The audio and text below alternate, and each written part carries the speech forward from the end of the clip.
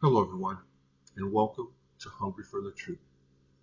Let's talk about the Great Tribulation after the script was flipped. Today, we're stepping into the second part of the prophetic timeline.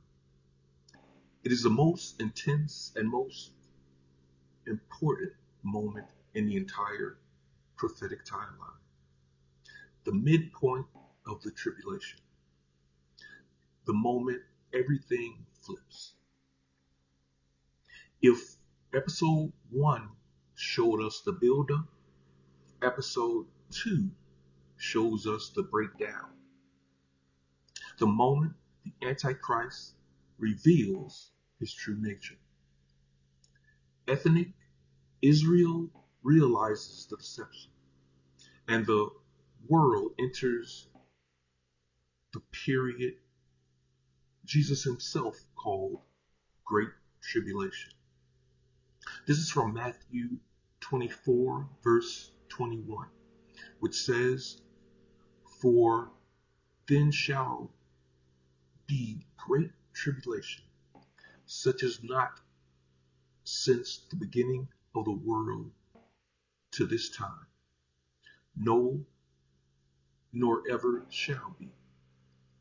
As the title says, the script is flipped. The first 3.5 years of the tribulation look like peace, progress, and unity. But in Daniel 9, verse 27, it says, "And he shall confirm the covenant with many for 1 week. And in the midst of the week, he shall cause the sacrifice and the oblation to cease, and for the overspreading of abomination, he shall make it desolate, even until the consummation, and that determined shall be poured upon the desolate." This tells us that the Antichrist will break the covenant halfway through, which is the beginning of the Great Tribulation. The Antichrist's true nature is revealed. At the midpoint, the Antichrist will enter the rebuilt temple. He stops the sacrifices, sets up an image of himself. He demands worship. He declares himself to be God. Again, the Antichrist is the deceiver. Jesus warned Israel directly. In Matthew 24, verse 16, it says, "Then let those who are in Judea flee to the mountains." During Great Tribulation, God again protects his remnant. It's a different era, but the same God and the same faithfulness for his children. So once the covenant is broken, the Antichrist becomes a global dictator, a prosecutor of Israel, a blasphemer, and a destroyer.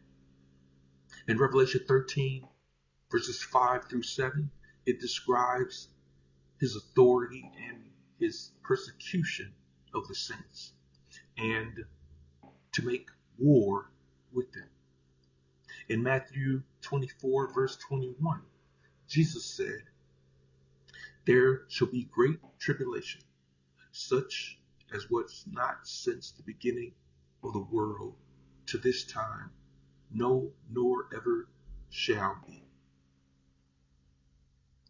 And it is during this time that God is making a way for the two witnesses in Jerusalem. This is spoken of in Revelation 11, verses 13, verses 3 through 6. The witnesses prophesy for 1,260 days, performing miracles, call down judgments, and stand against the Antichrist's lies. The Antichrist eventually kills the witnesses, but God raises them from death. In Revelation 11, verses 11 and 12, it says, "And they heard a great voice from heaven saying unto them, Come up hither.